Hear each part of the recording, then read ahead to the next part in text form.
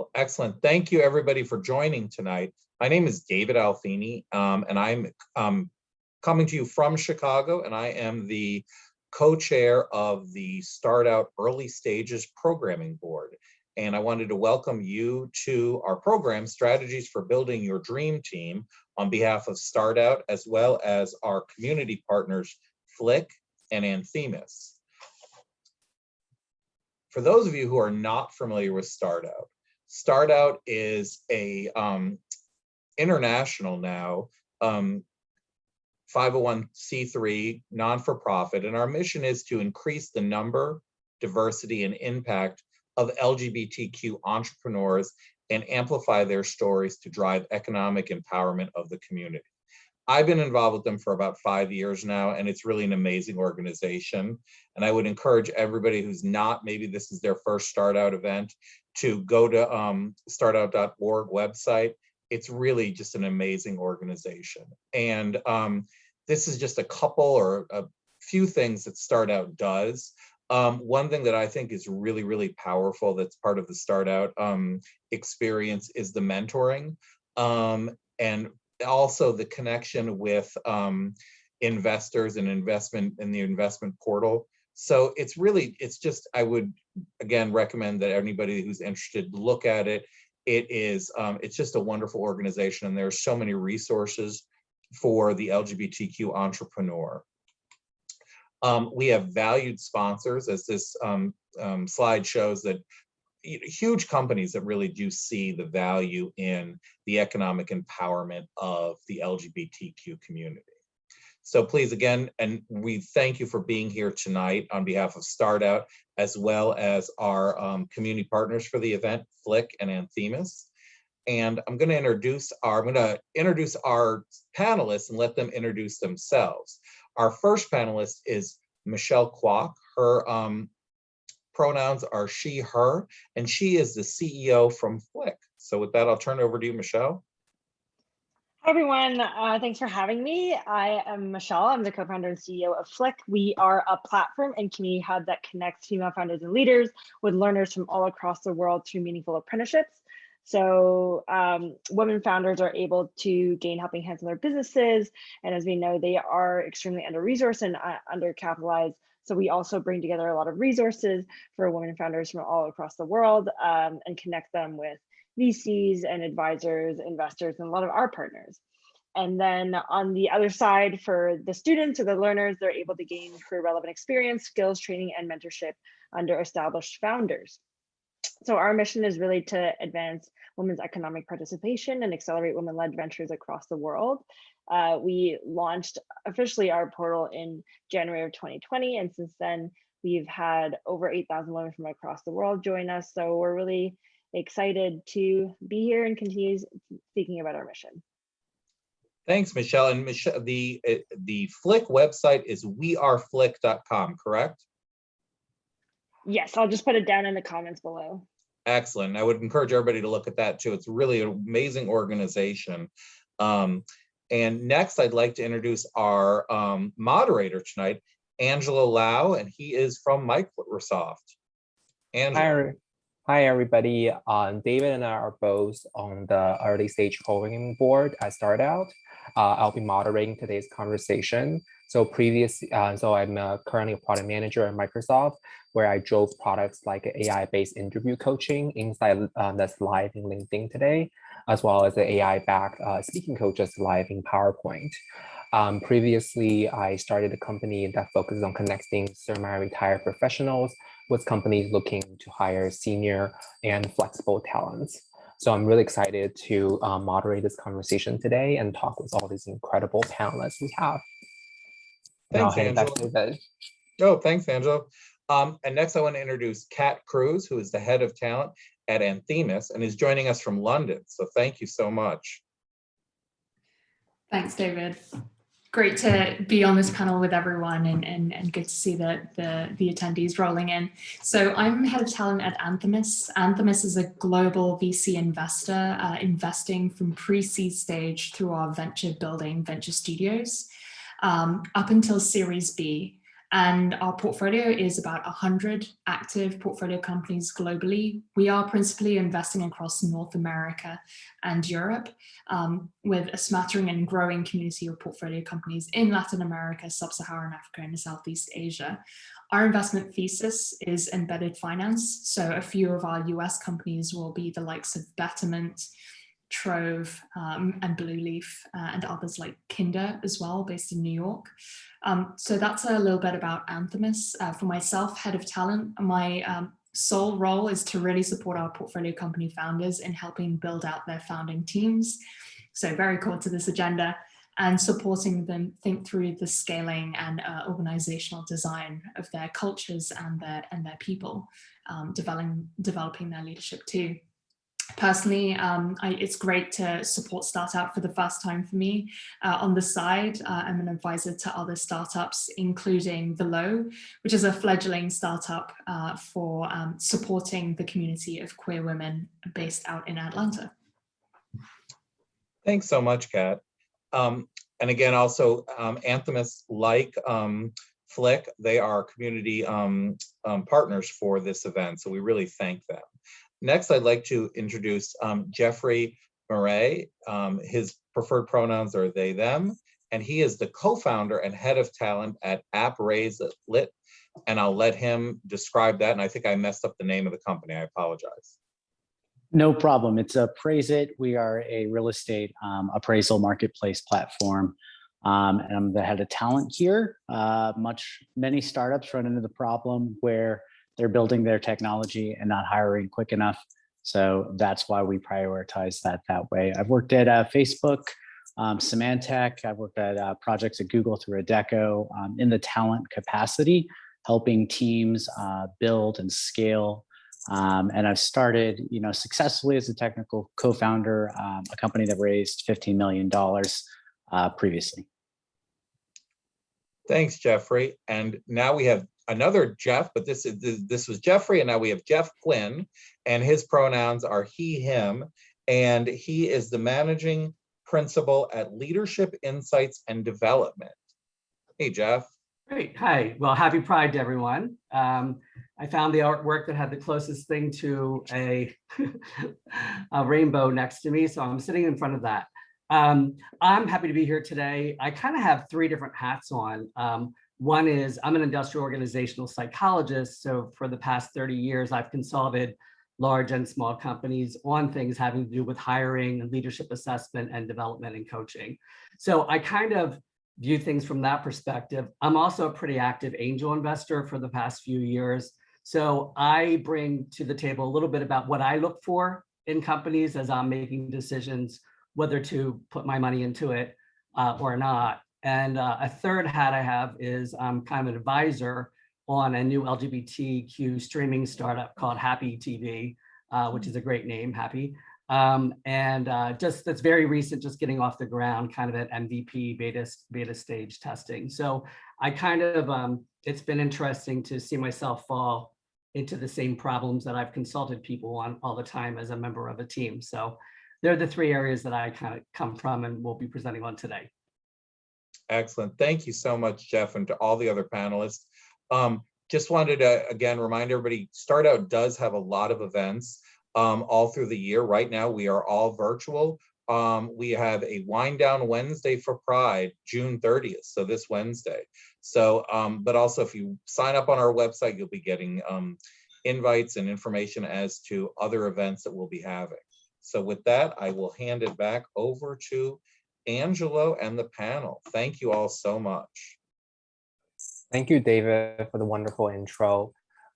So yeah, today we want to talk about it comes from our previous interaction and conversation with other startup funders. We keep hearing them talking about how do I hire, how do I build a team? And they often say that, when we talk to VC or talk to investors, we will talk about, I want to have a dream team. So what does that dream team mean? And I really love that in our today's panel, we have such a diverse point of views from funders, VCs, angel investors, HR, etc.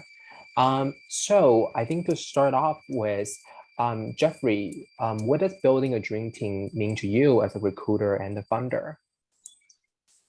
Thank you very much for the question. Building a dream team means being open-minded. It is Pride Month, so diversity is part of that. I can give you an example. At Symantec, a company that wasn't known for maybe having, the Facebook sort of culture, my director and VP enabled everybody to speak towards their strengths. And that's a way of hiring in a startup to be successful regardless of where everybody's talent is. If everyone is doing what they do best and you can focus on the positivity, your dream team will be right next to you. And I think that's really relevant for the startups. Everyone's trying to figure out who to hire and how to hire them. 9 times out of 10, that dream is directly related to you or in some sort of context. That's a really good point about just making sure the people you're hiring are aligned to your visions and have their own unique strengths they bring in. Because I remember as a funder before, I think one thing that I learned is you just can't do everything by yourself. There's just so many things I don't know, and I need to get people to for me. So when you are a funder, you just mentioned, I think when we talked before, that you started your first company when you're 21 years old. What was it like hiring for the first time? I know we have a diverse group of founders here today. I'm sure some of them are just starting to make their first hire ever.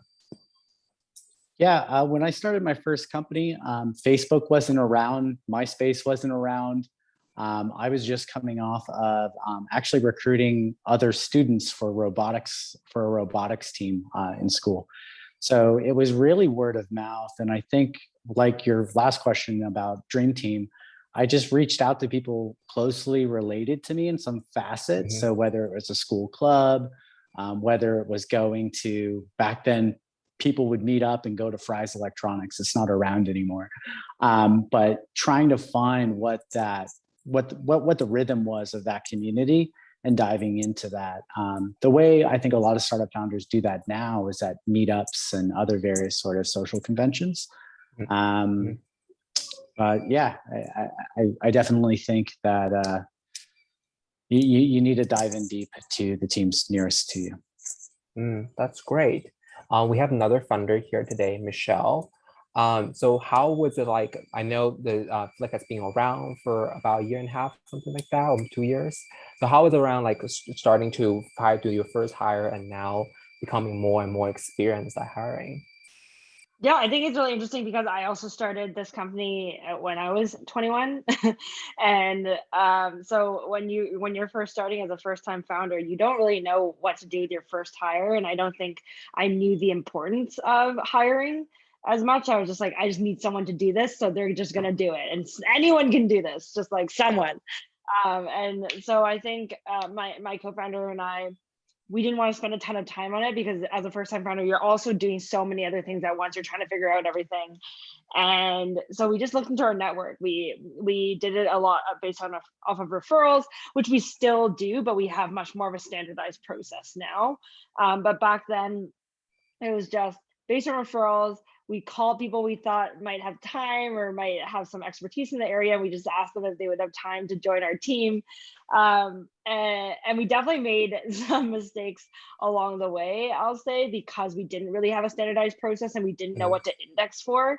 I think over time, what we learned was the mission and the values have to be aligned, especially when you're working with a startup, because you're going to say you're going to work X amount of hours a week, but at the end of the day, if you don't get it done, nobody else is going to get it done, right? So it's definitely a very intense, it's very intense to be part of a startup, and you have to love what you're doing. You have to love the mission and be very aligned. And so I think that's more what we index for over the hard skills. For example, if there's somebody who says, I am the best designer out there, I will give you the best designs, but they don't really know how to pitch your company and they don't really know how to pitch your vision, but there's another person who might not have as much experience in design, but can pitch your company, knows the elevator pitch, knows the mission, knows the values, lives out the values, then I would way rather hire that person. So yeah, we definitely made a couple mistakes and had to figure out how to get over those speed bumps. But ever since then, you really learn what you need to index for and what you're looking for when you're hiring. Now we have a full-on process, different like interviews that are indexing on different things, and then like an onboarding card that goes through exactly how to onboard and an onboarding deck and everything. But our first hires were just like, okay, we just need help, and you go there and do this and then read this thing. But I think had I not gone through that process, we wouldn't know what we were looking for and wouldn't know how to really sharpen up exactly what works for our company, especially because we are more of an impact-driven company. We have to really, really connect with people who believe in the impact and believe in the vision. Yeah, that's a really great point. And like you said, it's kind of a muscle that you build up over time that you're able to do it more and more. And I know it's this intense process. Did the ecosystems, other ecosystems help out in any sort of way during that process? Mentors, investors, etc. Michelle? Yeah, I think for me, especially being a young founder, it really helped to be part of accelerators. So for example, I know that StartOut has a lot of programs that support founders with acceleration and connecting with investors and mentors. And I think that was super imperative at the beginning. I have a lot of founders, especially young founders, who ask me, they're just like, oh, can you just mentor me through the process? And I'm like, no, it doesn't work like that. It's not just me that's going to tell you exactly how you build your company, because my company is probably so different from yours. You're going to have a lot of different experiences. You're going to need a lot of diverse opinions. And I think what we ran into in the beginning was first not having any opinions, and then joining an accelerator and thinking we should go to everything and talk to every mentor, and then we had too many opinions. And then really finding the accelerators that worked for us in the way that we felt comfortable in the community, because I've definitely been a part of some that there were only like 3 women in the program, and I was one of 3 women, and that's not somewhere where you feel comfortable, right? But for example, for LGBTQ plus entrepreneurs, they might not feel as comfortable if they are the only LGBTQ plus part of the community in that accelerator. So that's something that I talk to people a lot about, is make sure you understand what accelerators that you're going to be a part of, how you're going to contribute, and also how they're going to contribute to you, if it's going to be a value add, what type of mentors they have. And we really knew what type of mentors we needed. So for our type of company, we really looked for a lot of women who were in leadership positions. We wanted also people who were very focused on community and marketing, how to build a meaningful community instead of let's just get as many people as possible in here. It was, how do you really, really build a meaningful community? How do you build out the values? You can't have like 20 values. Like, what are the values that we're really, really gonna focus on? And then mentors who really understood the female founder landscape. So I definitely would recommend being part of an accelerator. It helped us focus our vision a lot more. It also helped us understand how to get over all of those challenges that a lot of early founders face. And a lot of early founders face similar challenges. You might not have exactly the same ones, but once you start talking to other founders who have gone through it, it'll just help you so much more, instead of you kind of walking around blind in the dark being like, maybe this will work, maybe this will work. I think it's really, really imperative to be part of communities that will help you accelerate, and you can also contribute to other people. That's a really great point, because I know that I think other panelists on the call have also done like contributing back to the community and supporting the community. I know Jeff, Quinn, you as a angel investor and someone who is so familiar, done so many years of HR, consulting, industrial psychology, what are some of the things you do to coach and help startups in this stage start building out their team? I think there's a couple of things. Quite frankly, Michelle hit on half of them. It's like she has my notes in front of her right now. But I think there's a couple of things I like to look for. I mean, I do look for, as an investor, I'm looking for a structured approach to HR. Who has HR? How much emphasis are they putting on it? Who's responsible for it? I like to see structured processes on interviewing and hiring. And I think we're going to be talking a little bit more about that later. Also on the onboarding process. So Michelle spoke a little bit about that. I think we're going to speak yet more about that later on in the presentation. But onboarding, I think there's things you do before the person's hired. So it's like a pre-boarding onboarding. There are certain things you can do there. And then there's the onboarding, actually what happens day one. And then there's post-boarding. So what are you doing on an ongoing basis through there? So again, we'll talk more about that, but I'm definitely looking for those sort of things there. I love a leader who knows themselves. So they are familiar with what their strengths are. They're familiar with what their development needs are. They're familiar with, under stress, how do I react? And knowing yourself, I think, is just so important. You know, obviously I've got a bias towards, you know, formal assessments, personality assessments, and leadership assessments, given that that's what my background is. But I think a well-placed leadership assessment and personality assessment given to someone early in their career and mid in their career is probably like one of the best gifts you can give someone, to have that self-awareness, understand who they are, and then to learn how to supplement themselves with other personality types or behavioral types, and to you know, not only supplement, but also complement themselves. So as the team's starting to get higher and larger, how are they hiring people in that are going to fit in with them, with their other peers that are already there, with other leaders, and making sure you don't end up with a lopsided team that's all one thing.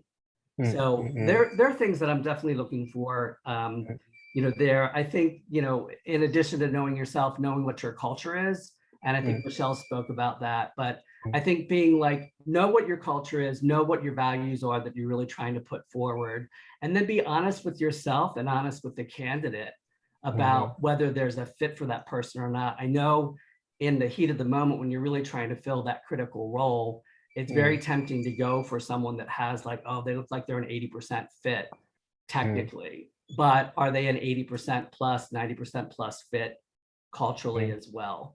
Because it's just going to produce, you know, problems down the road. So there's a couple of things I look for, but I think they'll come out in the discussion later on.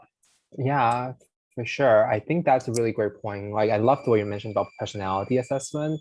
I remember taking that when I was applying to college for the first time, and it was really helpful for me to figure out what kind of place I want to go. And I think even now, I sometimes refer back to it and think about, okay, I'm this type of personality, and I think I work well with these type of people. So speaking of, like, you know, just being able to figure out your own culture, being able to figure out what to do with the companies. I know we have Kat here today as well, and you know, Kat supports about 100+ companies in her portfolio. You must see diverse different kind of cultures in different continents, even in Europe, America, Latin America, etc. What are some of the things you do as a head of talent in a VC firm to really help coach your startups into hiring the right team? Yeah, thanks for that. So I think first off, because we're investing at the earliest stages, I am educating founders about what their unconscious or conscious biases are, in terms of a little bit of being a third eye party of saying, oh, you know what, you're kind of toggling for this because you prefer that, or actually you're not realizing that we haven't necessarily understood what product means as a talent domain versus what it does. And thinking about that in the initial stages of building out your founding team, a little bit of gap analysis actually in terms of capabilities, being able to educate them on what it means to be in the market recruiting for the first time, and how much of your time, effort, and harvesting your network it takes to really ensure that you're hiring inclusively, but ensuring that you're actually being able to attract people on building the proposition. And sometimes even educating founders that sometimes searching for people that are actually comfortable with that ambiguity at the startup stage is just as important as the company they are previously working for. I've actually worked with a lot of founders that are saying, no, but I want X Uber of these world, and I want, you know, X Pinterest, or, you know, Facebook. And I'm like, well, there's the other thing about working for a startup, which you need to compete against, which is not just your mission, but also compensation. And so, you know, being able to kind of meet expectations of founders for themselves, so they don't set themselves up for failure, is something that I find I advise and counsel on quite often, as well as being able to amplify their search within the Anthemis portfolio. Oh, that's really interesting. So like you mentioned about amplifying message, do you sort of get other ecosystem partners to help with your portfolio company in the hiring process? Absolutely. I think if you're someone in an advisory position like mine and you have such a rich portfolio of CEOs and founders who have been there and done it, it would be an absolute travesty not to kind of nurture the peer-to-peer network. The same way that we say that it takes a village to raise a kid, similar to what Michelle said, for us, we truly believe it takes an ecosystem to build a business. And you're only really better when you're leaning on your advisors, your early stage investors, the person that mentored you 5 years ago and got you going in your career, because you just never know where you might find that person. And being able to amplify by saying, hey, have you thought about looking at your local Chicago network for talent and this, online jobs board versus this particularly, specialist recruiter that just happens to be really great for C-suite hires, being able to ensure that they're in that moment of stress, don't have blinkers on, but making sure they're thinking about all the rocks that they could turn over is something, again, as a third party, I can say, hey, chill out, we can find this person, and you just need to spend more time on it. Yeah, no, I definitely I resonate with that, because I feel like one of the things that happens in hiring, or as someone who comes from like a corporate product background, is that product is something at least I can have somewhat of a control over. I can put the UI here and there. But when I'm hiring, it's sort of like shouting in the wild and seeing who's going to come into the system, right? And it's super helpful. And sometimes when you're being like hiring for a long time, you still haven't find that right person, it can be so frustrating. But I think one of the other things that we, especially as a LGBTQ organization, really think about is like, while you're hiring, it's important to also remember how to build out a diverse team that's not lopsided, as like Jeff mentioned. I know, Michelle, you especially as a hiring platform that really try to connect women apprentice with women funders, etc. What are some of the things you advise the startups who you work with, the startups that you work with, on how to bring more women, more diverse talents into the hiring process? I think the biggest thing is being able to see role models in leadership positions that resonate with their identity. So it kind of can be kind of a chicken and egg problem sometimes, because startups will be like, well, when we first started hiring, we just hired who we knew and they all ended up being men. And so that's why it's so important from the beginning. I think a lot of people don't realize.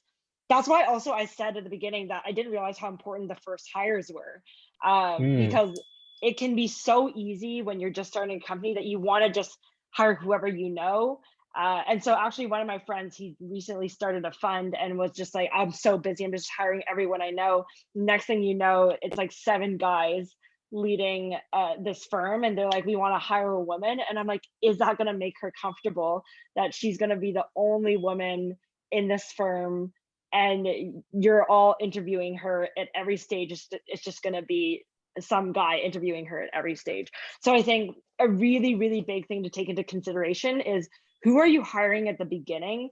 And not just being like, oh, I just want to hire a woman just to hire a woman, but obviously make sure that they align with your values, they align with your mission, but keeping in mind that this is somebody that is going to be also a major representative of your company. And throughout the hiring process, you want to have diverse representatives so that that person is going to be able to resonate with a lot of people throughout your company, instead of being like, this might have been a first choice company for me, but the team doesn't really represent who I am, so I'm not sure what that's going to look like moving forward. I think I've definitely heard that a lot from our younger apprentices who have said, I would have joined that team, but I don't know what that would have looked like. I don't really have a role model to look up to there.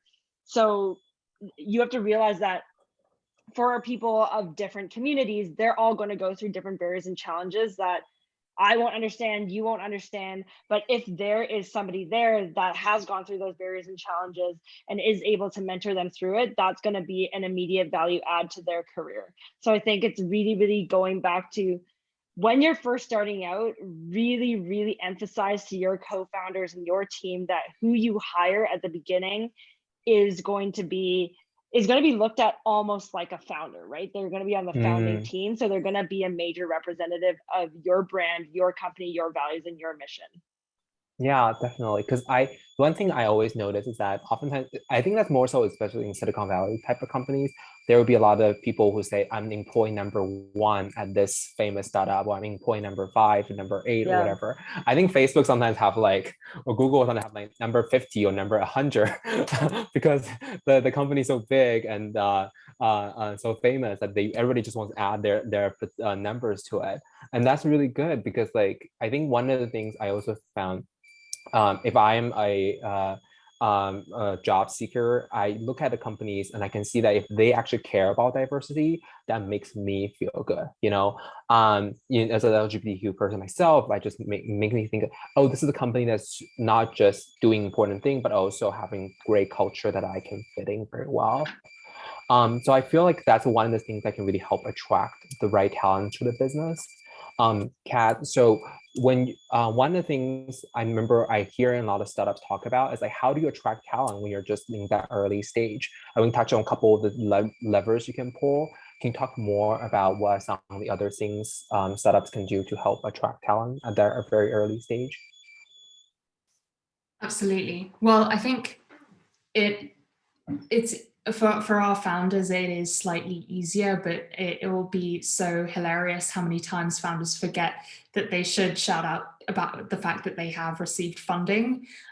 So whether it's VC or angels, being able to, boast a little bit about that indication and signal of trust and confidence in their proposition by investors is really important to shout out about. And the reason why I say this is, it's not simply the exercise of name dropping. It's the idea that actually you're giving essentially your future employees a little sense of stability and security that you're there for a while and they're joining a journey where they're really having the direct impact that they want to be having, that they're building this alongside a very kind of collaborative team across different domains and functions. So that's something really important. It kind of leads back to that kind of, are you creating a sense of stability and security there?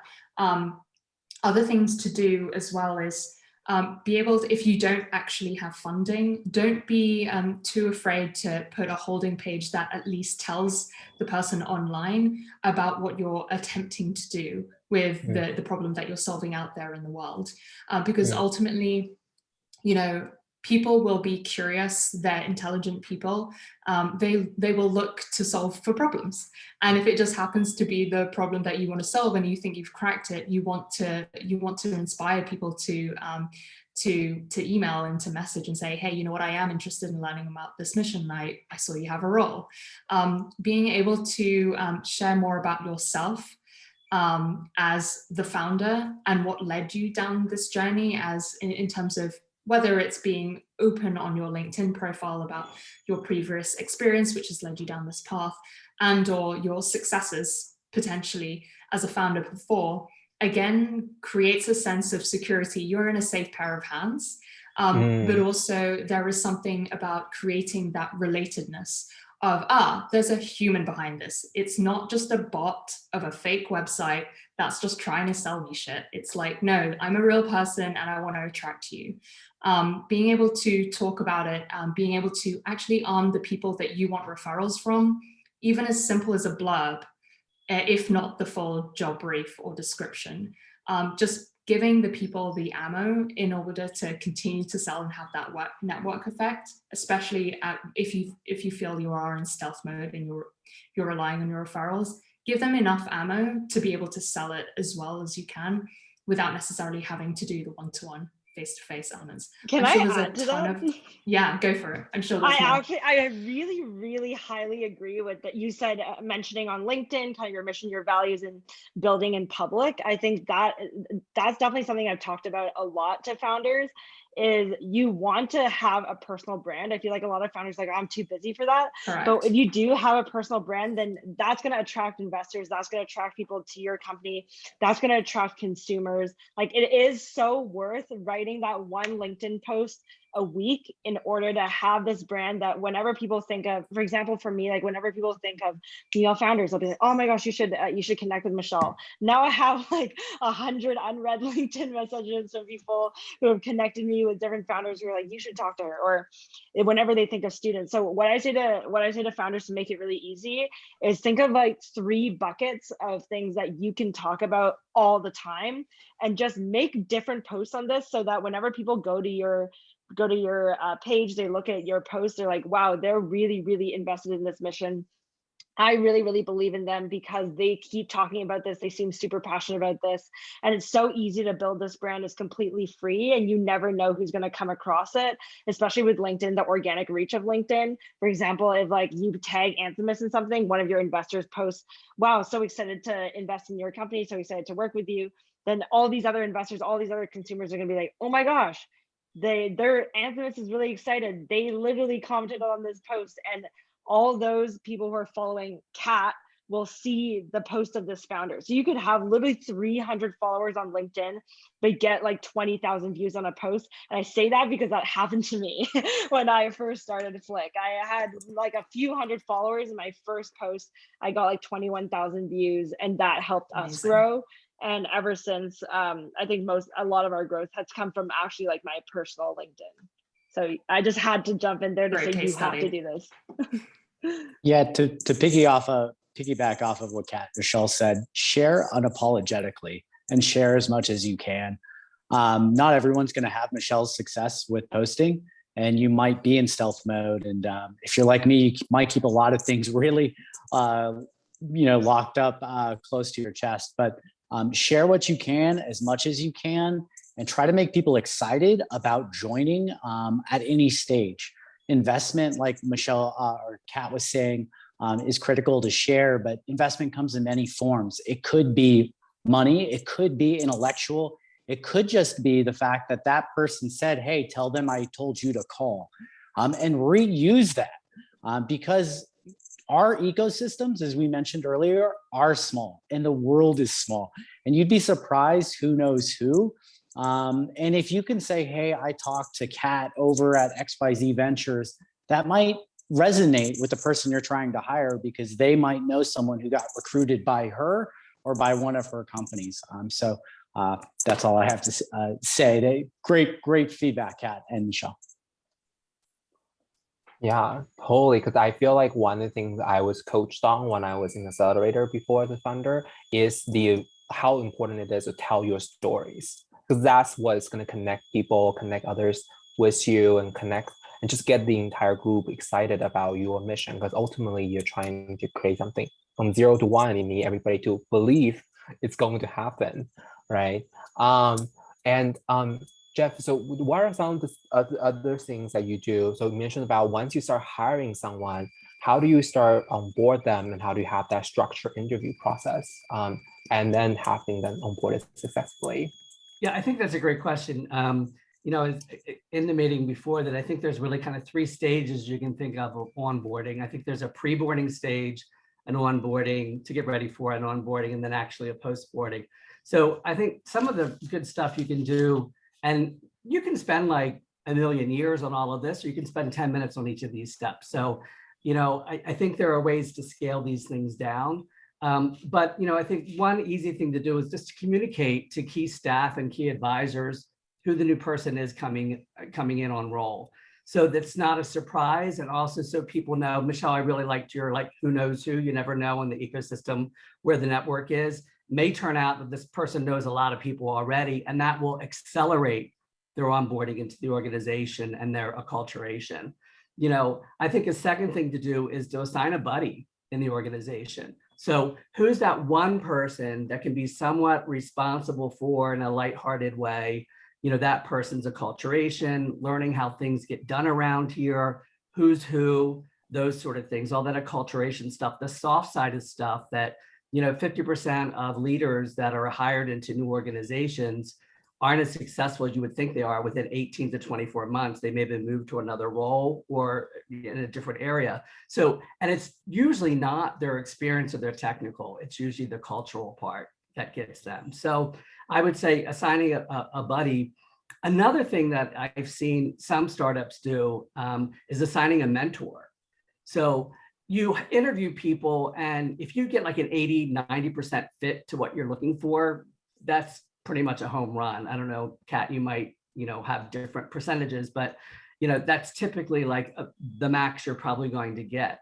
What do you do with that 10 to 20, maybe plus % that isn't met by your hiring, and recruiting standards? And sometimes, the buddy can help, but sometimes assigning a mentor can help. That's explicitly designed to get at that development area we discovered that they have, or that interest area. You may have discovered during the interview process, well, this has been my background, but I really would like to get a little bit more into marketing or a little bit more into, customer facing type roles.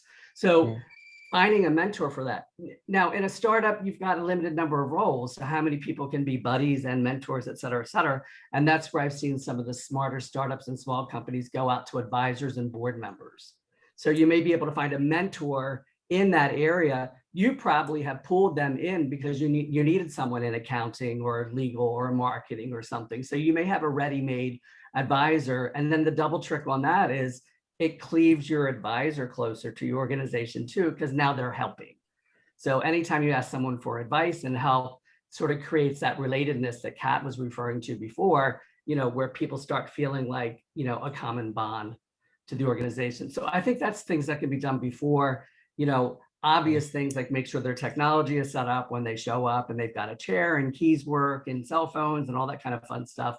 But I think, in addition to that, identify like who the key stakeholders that person's going to be dealing with, internal to the company, external to the company, and start setting up, both calls and interviews with that new employee and those people. So again, they start acculturating and getting to learn who the key person are in your ecosystem, and they start getting acculturated, and then everyone starts knowing everyone. Again, those calls can be 20 minutes to an hour, depending on, how in depth you want that person to get to know the other person and how much time they have.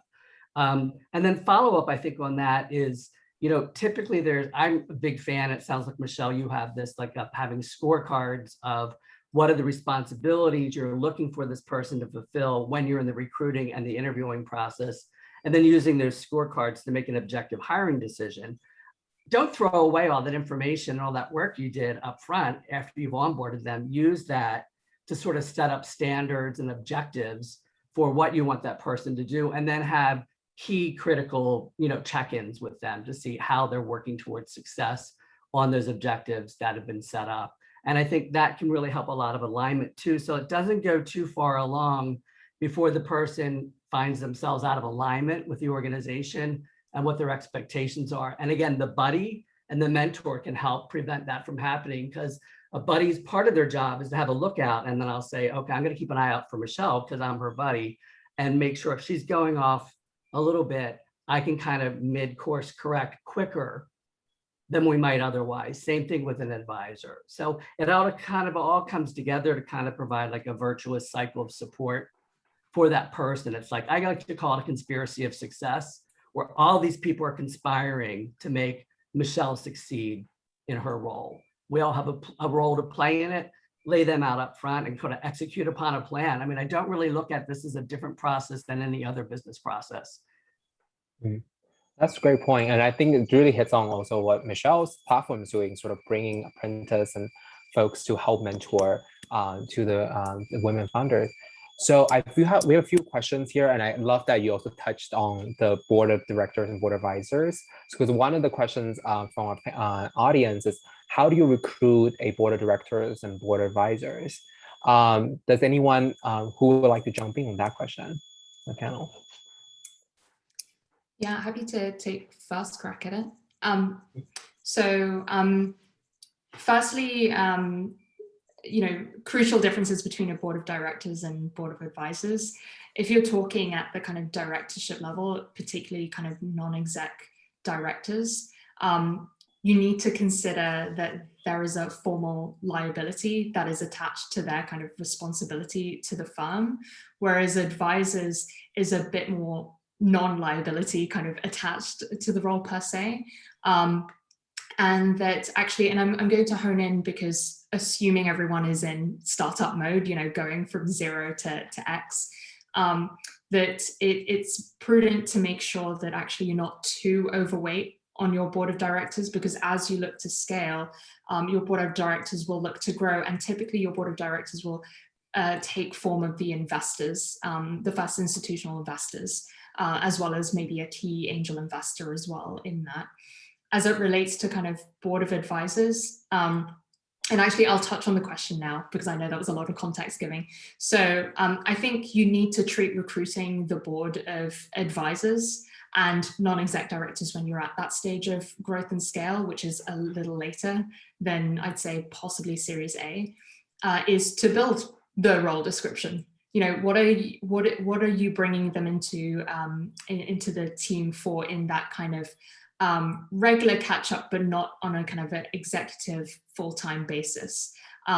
Typically, you're tapping them because of their deep kind of ecosystem knowledge and network that they can tap more easier than you can, and or they've just been and done the journey in that specific market that you're trying to really engage market share in. So, building the role from that perspective, being absolutely clear and specific on what you're holding them accountable to is very clear. Ensuring that you understand that an advisory position will probably average out of 2 years if you're ensuring the governance of, an advisory circle or non-exec directors. And with any other role, make sure you're considering compensation points, either from a consultancy fee basis as well as an equity position. And I'm happy to kind of give more nuance on compensation if that comes about, but wanted to give the floor to the panel too. Yeah, and Tom, I hope that helped answer some of your questions. And does anyone else have something to add on that? Jeffrey, I see that you're unmuted. Okay. I think Kat did a great job explaining how to do that. I would just say, treat it just like you would any other business plan. Make sure you understand what you're going to get out of that relationship and what the timeline is. You don't need to get locked into an advisor that, is going to be there for 2 years. If you are growing, going from profitability to revenue positive to profitability, you need to be looking for someone who's willing to hand it off in that great race. And then with your board, again, I think Kat said, make sure that person's giving you something more than just advice for a seat on the board. Great point. So we have a few more questions. So one is, I think this is a very elusive one, I always feel, is that how do you know when you find the right hire, the right one? Anyone have any, Jeff, what do you think? How do you know when you have the right hire? Yeah, when you find the right hire. Can you find, I think, a bit of it, I think the things a lot of the panelists talked about already, I think there's a culture fit is a really important thing, for the startup. So they feel right. I mean, that's an elusive answer to an elusive question, I guess. But they feel like you can see them like interacting with your people, with your customers, with your advisors, with your investors. So, I think the culture fit probably can't be, emphasized, enough. I think with respect to, there are different points of time when you're hiring people. So maybe the technical is more important earlier on, but I think you want to be, hiring for runway also. So, just like I'm looking at an organization from an investor perspective, and the reason I want to know if they have good HR systems in place is I'm trying to get a heads up on, or a prediction on, will this organization be able to scale out in the organization? I think you're kind of looking for the same thing. I mean, Michelle, maybe that's what you were referring to, that, can this person personally scale out and go beyond what their initial remit is, and then into other things in the organization, as they grow, and who knows what the organization is going to want that person to do, even 3, 6, 9 months later, they may be doing wholly different things, especially depending on what job they were pulled into. But certainly there's enough examples of technical people that ended up in the customer side of things, and ensuring product market fit and those sort of things, and then can go back to the engineering and talk about it. So I think that's probably my two top things. And so the rest of the panel can talk about this also. Jeffrey, I see you're unmuted. Just be willing to change and adapt. Find people who are willing to do the same. That is literally a startup's job, is to change and adapt. So I think, Jeff, you did a great job with them. There's two particular personality traits that I like to look for. One is tolerance for ambiguity, which I think is what Jeffrey's getting at, exactly. So that's how will they react to changes? Are they going to be like a buzzkill that's like, oh my God, we have to change the processes again? That's not what you're probably looking for. That's probably not the role they're looking for either. So this whole tolerance for ambiguity, like just reveling and not knowing for a while, and then figuring out as you go along. And then the second thing I would say is learning agility, which is the ability to, and the willingness. So it's both an ability and a motivation perspective of, will this person learn from an initial situation and be able to apply that successfully forward onto a new situation? Do they have the skill to be able to do that? Or are they like kind of not learn from mistakes? Do they not seek feedback? Are they not open to feedback? Are they defensive to feedback? So they're not, that learning agility is really, really difficult. And you want to try to assess that either through an interview question or a personality, instrument, kind of find out, are they able to learn? Do they like to learn? And, it's learning agility is kind of like knowing what to do when you don't know what to do. It's kind of as simple as that, I guess. And then learning as a way, and people have different ways of learning. So like, some might be more, text and read a bunch of articles, and some might be learn from other people. There's different learning modalities. So I think, be open. If that's not your learning style, other people may be equally successful in a different learning style. That's a great point. And what I'm hearing is that, I think, first of all, we want to look for someone who is comfortable with ambiguity and very easily coachable. And then you want to find someone who's excited about the problem you're working for, have a right cultural fit. And lastly, just have the right technical capabilities so that at least when they come in, they can do the job. And I think we have another question for someone around fundraising and hiring. So I feel like Kat, Jeff have a lot to say about that. So is it a waste of time? So here's the question. So is it a waste of time to try to hire for co-funders before raising money? Great point too, because we haven't talked too much about hiring co-funders at this. And if so, how do you, and I think another way of to phrase that is that, do you, if you don't have a dream team, if you don't think you have a dream team, and how do you raise money? Great questions. I'd love to hear Kat first on this. Yeah. I don't think it's a waste of time to go out there and try to see if you can find your co-founder. The reason I say that is it is certainly hard to be a sole founder in terms of just carrying the weight of that initial hiring spree, business propositioning, developing that from ideation to actual thing and prototype, right through to fundraising. A co-founder or having two co-founders or even three may be the right kind of alchemy and ingredients to sell the proposition better, because ultimately at that pre-seed or seed stage, if we're talking fundraising terms, then investors are looking at it from the lens of, is this business viable? And that question could be pointed at the domain expertise of the team and their accomplishments to execute that, right through to, is this a feasible business? That could also relate to, for example, again, the talent that you have in terms of developing from ideation to product build, right through to the technical feasibility of it, hence the importance of technical co-founders or even technical folks on the founding team, and desirability, are they able to sell it? Maybe you're the technical one, but actually to ensure that this thing is desirable to customers, you're maybe missing the sales element. If you don't have, for whatever reason, that dream team, the fundraising ecosystem, as you can see, actually just from this panel alone, is incredibly diverse. There are accelerators and venture studios here myself included, who are totally open for that ambiguity and are gunning to support building out that founding team. In fact, actually, that kind of clarity of focus of knowing what is a known unknown to you as a founder in terms of your skill set and being open to say, hey, yeah, help me find my co-founder. And if you have the network, that's great. That's not a bad place to start and be open about it. Yeah, and I mean, I think that for one thing, I actually know a friend of mine who successfully raised his pre-seed round while being a solo funder, and he was an executive at a unicorn company, and he sort of pointed to his success as an executive before to say, I can hire, I can bring the team along, and I know about he was working on hiring spaces. Like this is experience I experienced myself. But at the same time, he did tell me that he started out being very ambitious. He wanted to raise a C round, and was not very successful at that. And then he switched strategies and started raising a smaller pre-C round. And now he built out a team, and he was able to actually carry on and then forming a C round with that.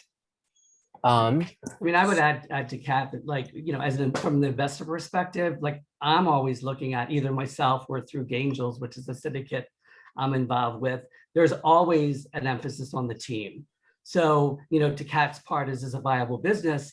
That's definitely true, but it could be like a somewhat viable business right now, a good idea, but will that team figure it out as they go along? Will they ensure a better product market fit? Might this end up being a completely different product or an adjacent product or somewhat different product than it was because the team was able to react to the environment, to the feedback and to consumers and then find something else? So I'm always looking at, does this team seem to be able to make this viable or make something viable, whether it's the same thing or not? So I think, you know, team is always going to be looked at. I think your friend may have had some success in being able to get funding as a solo person because they already had a successful exit or whatever they had as part of a unicorn company.